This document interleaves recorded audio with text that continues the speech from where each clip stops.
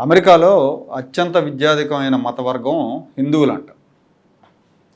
ప్యూ research centre వాళ్ళు ఒక survey చేశారు. ఆ సర్వేలో వాళ్ళు వెల్లడించిన వివరాల ప్రకారం హిందువులు అత్యధిక విద్యావంతులు అమెరికాలో.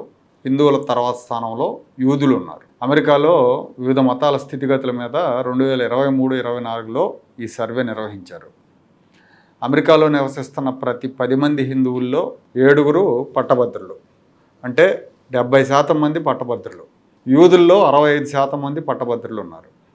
అమెరికా మొత్తం జనాభాలో పట్టభద్రులు సరాసరిన 35% మాత్రమే ఉన్నారు. జాతీయ సరాసరి కన్నా ఎక్కువ శాతం మంది ముస్లింలు, బౌద్ధులు పట్టభద్రులుగా ఉన్నారు.